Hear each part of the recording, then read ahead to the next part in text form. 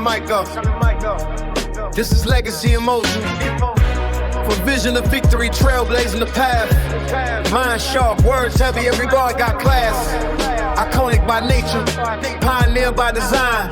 History in the making every time she aligns. Doctorate dreams, but the roots run deep.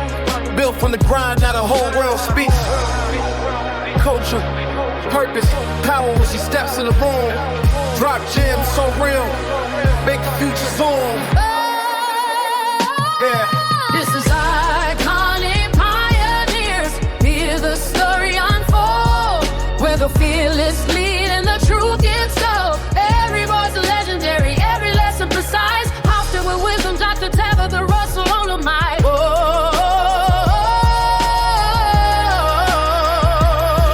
Press play. Stay ready. The movement starts now.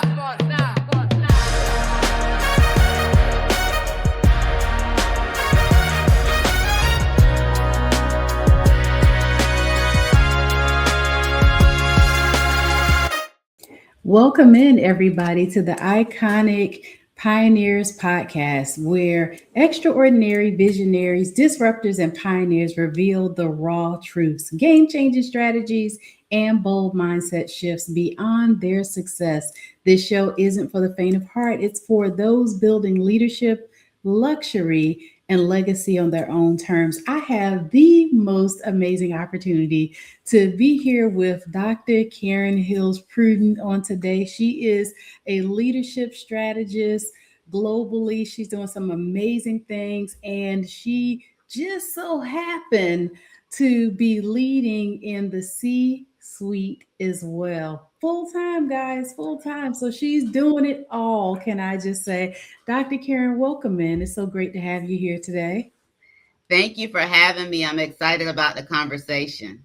Yes, thank you so much for being willing to have this conversation with me on today. And we're going to jump right into it because I know that you have a lot to offer our listeners on today. So what does being an iconic leader mean to you personally? First of all, before I jump right in, because as you can tell, I'm just a little excited. I would like for you to introduce yourself, and then of course we'll get back into our conversation, because I'm ready. I want us to get into this dialogue because I know that you do so many great and amazing things as well. So share with everybody who you are and what you do. Absolutely. So the Cliff Notes version is I am a 3-decade professional who have been traveling 2 lanes: entrepreneurship, meaning I work for someone else, and entrepreneurship.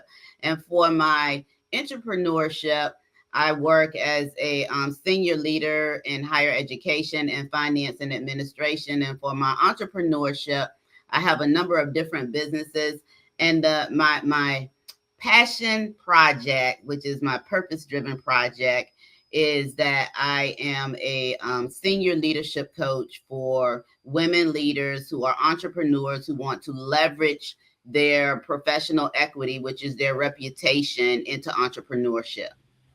What did I tell you guys? Did I not tell you that she was absolutely amazing and doing some great things to help the people, the entrepreneurs and women in senior leadership? Okay, we're talking about those that are making boss moves and boss decisions on a regular basis. So we're going to jump right into our conversation once again. But what does being an iconic leader mean to you personally? Well, when I hear the term icon, that is set apart, that is front runner, that is innovation, industry leader. And so when I hear it, I'm not sure what your definition is, Dr. Tabatha. I'm sure I'll find out.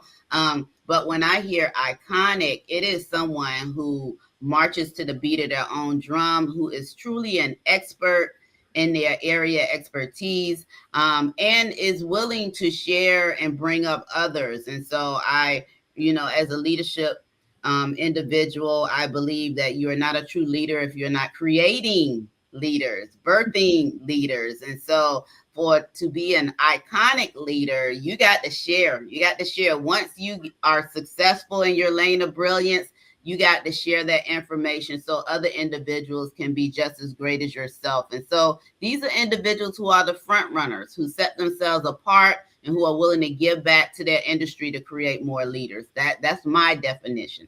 Hopefully I'm close. No, you're spot on. I believe that leaders create leaders. And because of that duplication process, like we should desire for somebody to be as good as we are, if not better, right? We should always be looking for our replacements in the workplace. And so I sometimes see, though, that there's not enough of that. So people like yourselves are definitely really needed, because how do you get to that next level if somebody's not there to show you, right? So it definitely does make a difference that you now create that environment. But more importantly, for those that may not have that opportunity, that they can bring somebody alongside them, like a mentor, a coach, a trainer, that can help them to be able to get to the different levels in senior leadership there as well. So tell us about a defining moment when you realized that you weren't built to follow the crowd. Because being an iconic leader, you said it best, we're set apart, right? We are usually leading the pack in many different areas. So what was that defining moment for you? Yes, I can remember it very great. It was a time in my career where I was the go-to person. And so what is a go-to person? That is a person who don't necessarily have the title, but everybody goes to them. Everybody touch base with them. And so for me, there was a time in my career where I had individuals running stuff past me. And when I say individuals, I was not in the C-suite. I was not even in senior leadership at this moment. I wasn't even in management at this moment. I was merely a supervisor. And all the way up to the C-suite, from managers to vice presidents to the CFOs, they would come in my office and close the door and have these confidential conversations of, hey, can I run something past you? And that's when I realized that they value what it is that I had to say. They value my expertise. They value what I had shared in the workplace, so much so that they wanted my input to things that they were doing. And at that point in my career, other people were noticing that people were coming in my office and closing the door that were higher than me, but they didn't necessarily understand why. And for me, it was just regular. People just stopped by my office and ran stuff past me. And I was not in the C-suite, and I was not a director or a manager at that moment. I love it. That definitely speaks volumes, right? That you've been doing this a long time. You mentioned about having decades of experience in your current positioning. And I will say that I do believe that leadership starts to stick out long before you get to that particular level, right? And because people saw that in you, I'm sure that that gave you the drive to want to go forward. But I also know that depending upon the field, sometimes that it can be male dominated, right? So I know that you primarily work with women. So every leader has the opportunity to face some sort of resistance at some time. But can you share another or one obstacle, for example, that almost broke you, and how did you overcome that? Oh, wow, Dr. Tabatha. Just the terminology in that question is triggering me. You almost broke me. So yeah, absolutely. So imagine this. Imagine being a female professional, and as I was ascending up in leadership, it become more and more testosterone heavy, meaning that it was the boys' club. I saw fewer and fewer women. And so it had always been my desire to have a woman leader as my boss, a woman mentor unofficially, but officially at work. And they say be careful what you ask for. Well, I finally got a woman mentor as my boss, and it was the most awful experience one could experience. It was not what I envisioned doing that experience. And so this particular individual was not qualified. And so she lasted less than 8 months in the job. She wreaked havoc through the whole department. And so at that point, I had so much trauma associated with that particular leader after desiring a woman boss for so long that I really had to even seek help through my employee assistance program, help me talk my way through it, because I was not going to leave my position because I love my job, but I needed someone to help me talk my way through it. And so that was a defining moment for me, because although a lot of my peers were jumping ship, just leaving, I decided to stick and stay through the scars, through the workplace hurt, through the triggering events that were still happening for that whole entire 8 months while that unqualified individual was there. And so, yeah, it was an interesting experience. And then to double down on it, I got a second female boss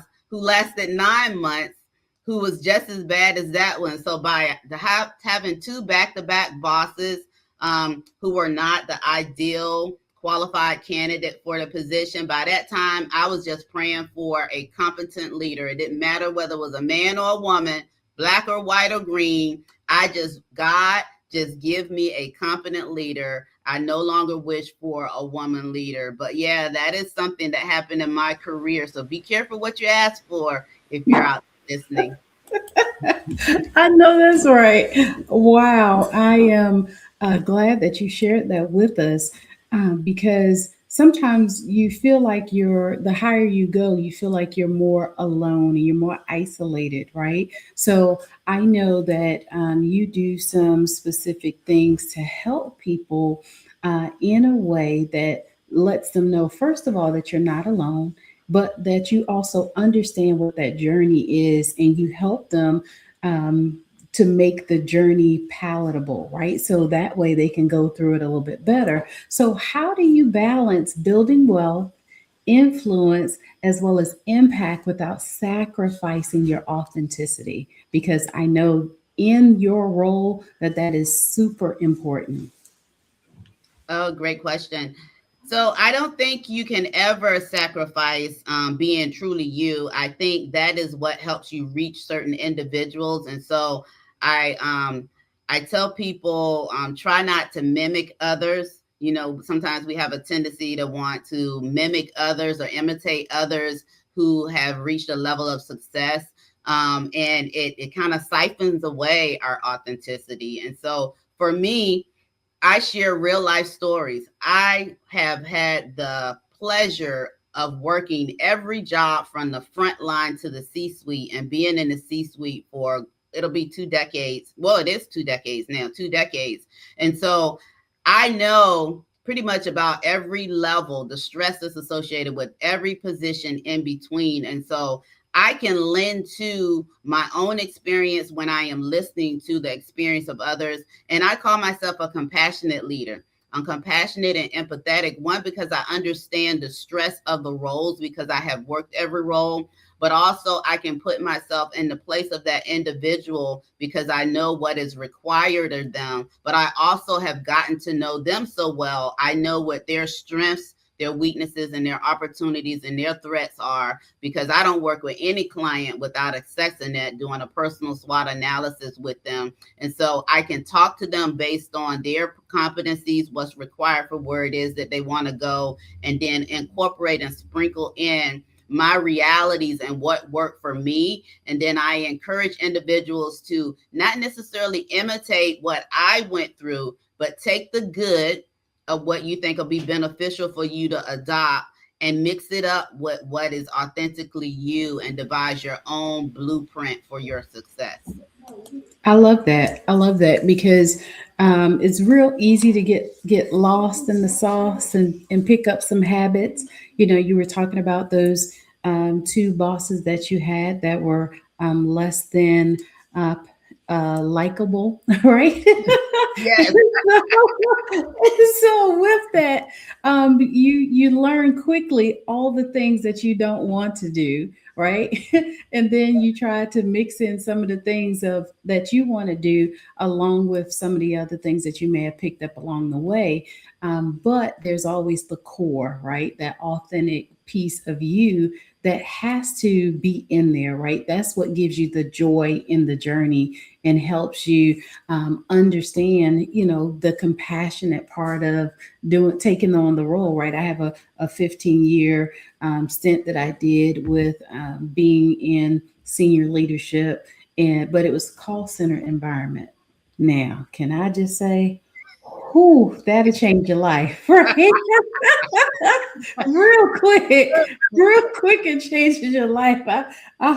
When I walked away from that, I'm just like, what? Why?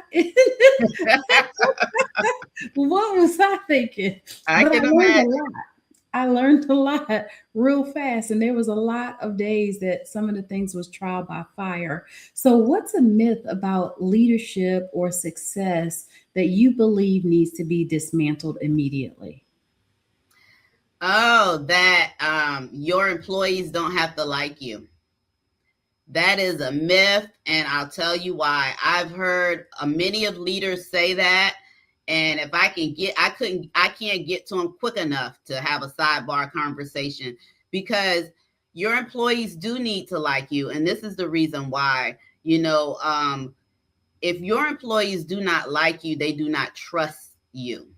And you need the trust of your employees to follow your directions. You need the trust of your employee to follow your vision, for them to tell you things without you asking. So that exchange of information voluntarily. And so when I hear someone in leadership or someone who aspires to leadership and they said employees don't need to like me, they just need to respect me, I like to get to them quick, because the higher you go, the less you are in doing the day-to-day activities. You are in the most vulnerable situation the higher you go. You are not doing the work.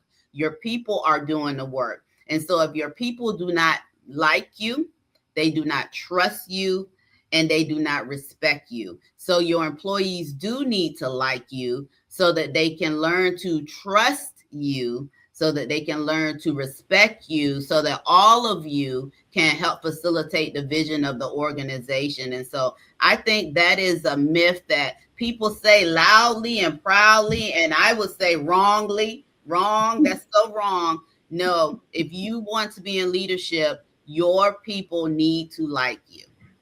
I love that. Can I just say that that is huge? And I don't think that sometimes people really understand the value of that. Like having being first of all, being relatable and relational in the workplace is everything. Like I operated on a open door policy, right? So that means that majority of the time my door was always open, so somebody could come in and have the opportunity to sit down and have a conversation with me without there being the fear of retaliation.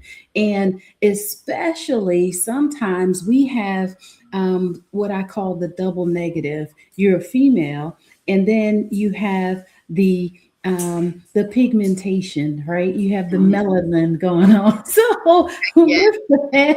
with that, you're already looked at or being handled in a certain way. So I do understand that people do need to like you. And when they see that you're touchable and you're a real person and you have that compassion, man, that definitely elevates the bar in their perception, because we know perception is their reality.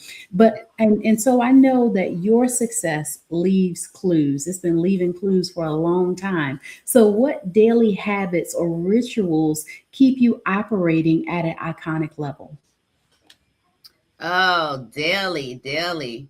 Well, I am the walking leader. And what does that mean? It doesn't mean that I walk every day, but I actually walk out among the people. I am the senior leader that individuals see.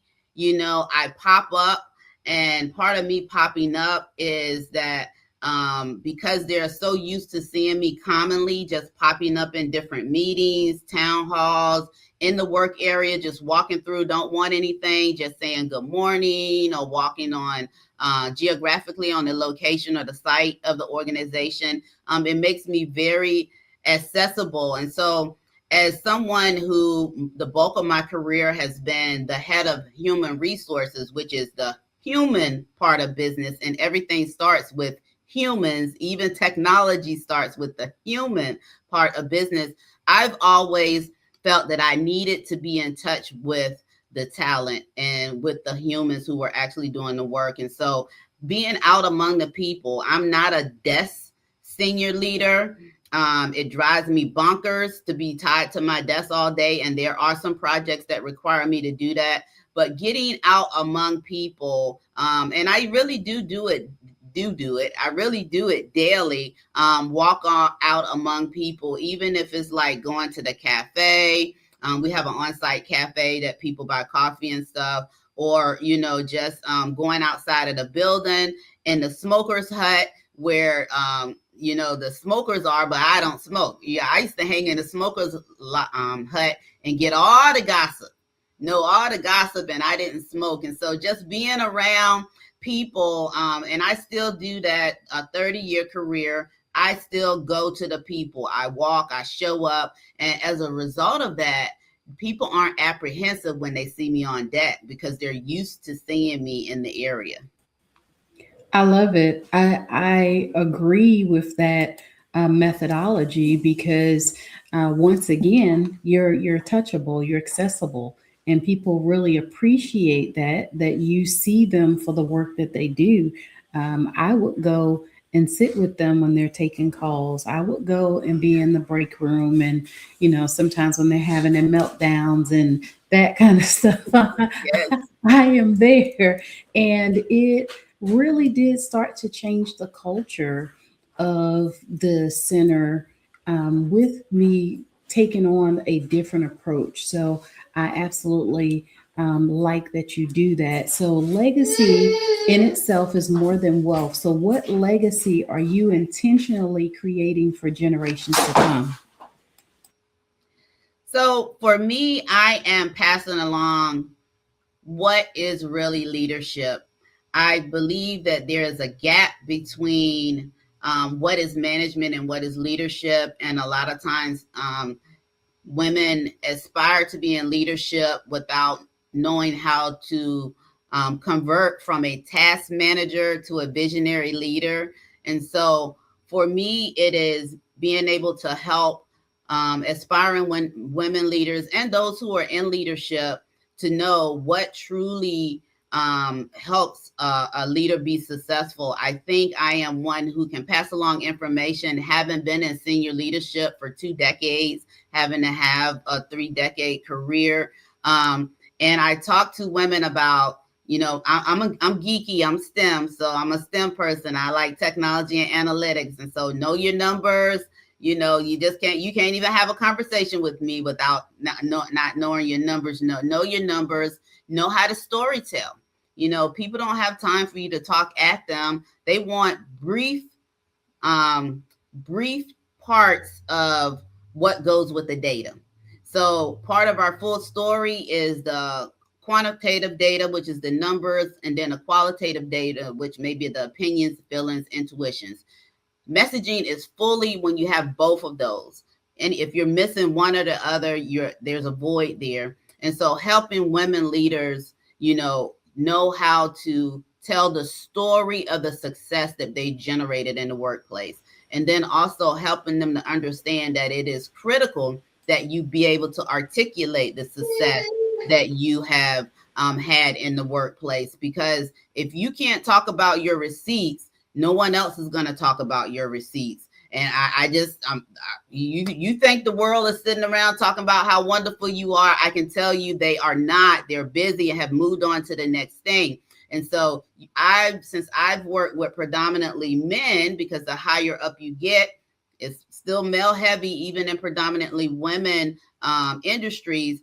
I know what they did in kindergarten. They tell you everything, but women, we think it's bragging. No, it's not bragging. It is merely telling people your full history of what it is that you have experienced and how you have added value and how you can possibly add value in this workplace. And so for me, it is helping women convert from a managerial mindset to a leadership mindset and understanding that there are two very uniquely different roles and how women need to show up differently if they aspire to leadership when they make that conversion from management to leadership. Oh, I agree that management and leadership are completely different. And not only are they different, but the way that you um, carry yourself, the way that you process things, the way that you view and see things from a high level all the way to the granular level can be splitting hairs, right? Sometimes it gets down that small. So I love that you are helping other leaders to be able to see themselves in those positions, but more importantly, do the work. And so on the show, we talk a lot about leadership, luxury, and legacy here. So, how do you personally define luxury as a leader? Oh, luxury as a leader. Um, for me, oh, give me a minute. Give me a minute. Luxury as a leader. Um, because I'm such a democratic leader, for me, luxury as a leader is being able to spread the wealth, provide opportunities for other aspiring leaders, provide, be able to hire and bring in businesses with other aspiring leaders, just being able to give back what is not commonly known that may be presenting itself as a barrier for women organizations, because I am a female leadership coach, or women who desire senior leadership. And so for me, the luxury is outside of myself, because I believe in influence and impact. That is what I want. That is my call and my purpose in life. And so for me, luxury is being able to impact others so that they can be their greater self. And I do that through sharing information, experience, and my network a lot of times, because sometimes people just need an introduction. Sometimes people just need someone to pass their resume along, and that's all they need. They'll take it from there. And I have the luxury of having a network of individuals that sometimes that's all I have to do. And so for me, that is luxury, of being able to influence and impact others through my status. There has to be, what's the benefit of being in senior leadership if you can't open the doors for others? I mean, it has to be beyond yourself. And so I hope that's the answer you were looking for, because that's the only answer I have. But hey, anybody who knows me know that I'm all about helping others and helping others reach their highest potential that they desire, that they want to reach based on their hard work and their efforts. I love it. I can definitely tell that that's what you practice, because you went right down the street of what we mean by how it is that you personally define luxury as a leader. Because I do agree with you that you should be opening doors for others. It's a luxury for you to have the opportunity to be in the positioning that you are in leadership to begin with. So being able to share that with others, man, that is going above and beyond even the job description. The job description does not say you got to be willing to share your wealth with somebody else. However, because you're naturally a giving person, luxury to you is going that next level. So I absolutely love that. Share with us though the boldest risk that you've taken in your career, and how did it reshape your trajectory?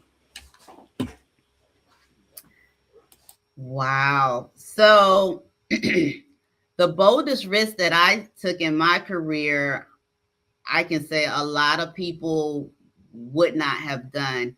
There was a time in my career where something was done illegally against me. And I had to think long and hard about whether or not I was going to pursue outside agency to address it. And so I decided, I made that call. And I tell you why it was such a difficult call. I loved my job. Love my job, love the mission of the organization. I just had a poo-poo for a leader. And it, and I knew the law, and I knew it was against the law, and I knew that it would not and could not at that time be handled internally. And so there will come times in all of our career, those who work for others, where you have to make difficult decisions. And so I did go out to outside agency, and immediately when my employer was informed that I went to outside agency because of what was going on, my employer immediately addressed it and got rid of the poo-poo leader that was doing that to me. And so my employer sided with me and stood behind me and made me whole. That was the most scariest part of my career, but it also encouraged me that when you know something is being done wrong, go through the channels that are there for you to address it. Weigh the pros and cons of doing it internally, weigh the pros and cons of doing it externally, but make the call. Don't just go through workplace trauma. Don't just jump up and look for another job, for a job that you love. Fight for the job that you love. And so not a lot of people have the guts to do that. And that was a gutsy move and a very scary move at that point in my career. I'm glad it worked out for me. I'm glad to find out that my employer valued me enough to want to make me whole and want to remove the person who was doing that to me. But not a whole lot of people would make that call. They would actually do the other thing of just resigning and going somewhere else. Yeah, I believe that that is definitely a true statement, by you just making that happen in itself. I mean, I'm glad you thought long and hard about it, but still made the call anyways, right? Yeah, absolutely. It definitely paid off for you. For those that are listening today, who feel called to lead but question their power, what's your message to them that you wanna leave with them about taking some of those gutsy moves or going to that next level, really applying themselves? What would that message to them be? Oh, the race goes to the innovators. And so innovators and risk takers are the industry leaders. Look, if it hasn't been done before, you're going to get the heartache. You don't have the data to show that it's going to work.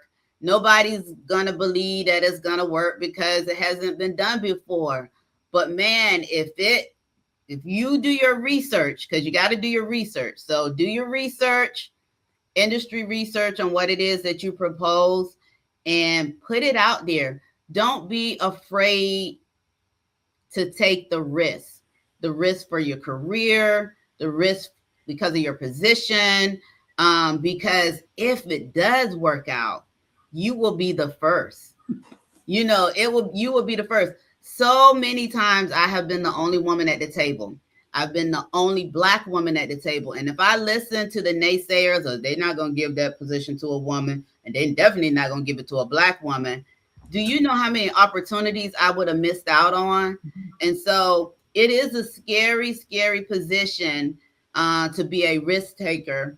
But the most innovative people are risk takers. And just know, if you do your research, and you got to have the research to back it, and your research say that this is something that may work, even with some tweaks. because it may not work as you presented at that moment, but even with some tweaks, be prepared for the people to say, no, we don't have the money, we don't have this, and we don't have that.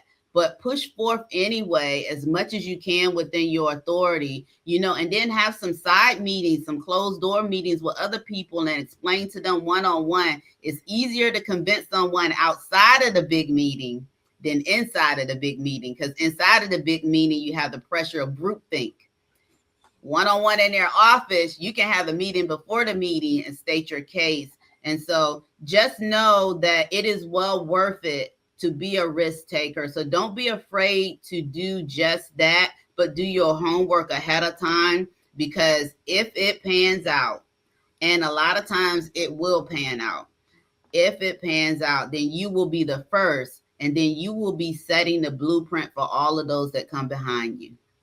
Can I just say, I absolutely love you, because I believe having those side meetings, getting those advocates on board, they literally get behind and push the agenda, right? They get the opportunity. You get enough people putting a bug in somebody's ear that can make the decisions.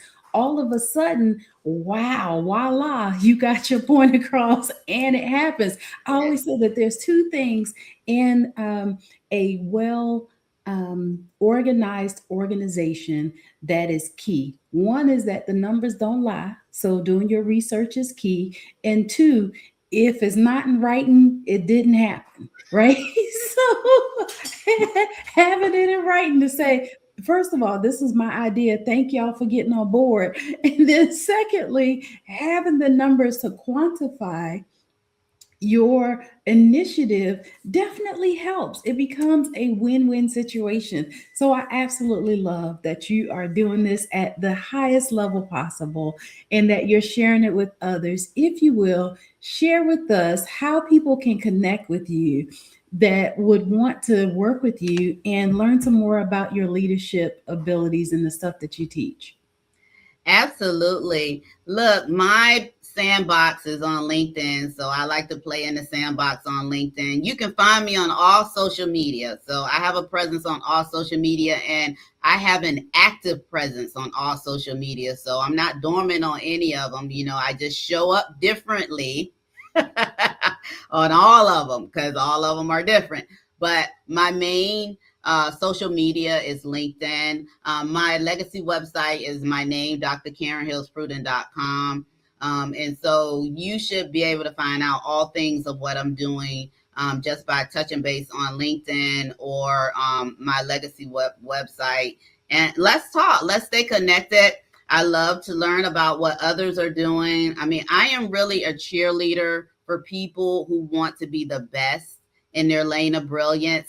I am a female leadership coach, but I don't discriminate against the guys, so I do have some men who say, I do work with one or two men every quarter, because they're going to get in there. If they know that you have what they need to get them to the next level, they're going to get in on it. But yeah, you can find me on social media. On LinkedIn is my main sandbox that I play in. I love it. Well, guys, you heard it here first.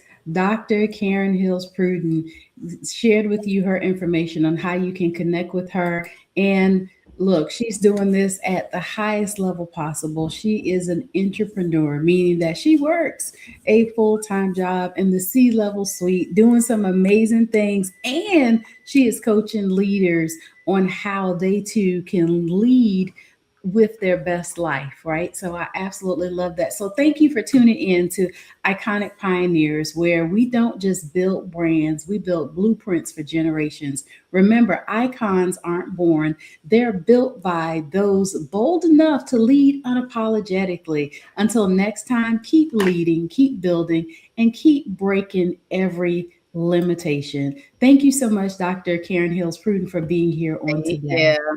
You're welcome. This is Iconic Pioneers. Hear the story unfold, where the fearless lead and the truth gets told. Every voice legendary, every lesson precise. Often with wisdom, Dr. Tabatha Russell on the mic. Oh.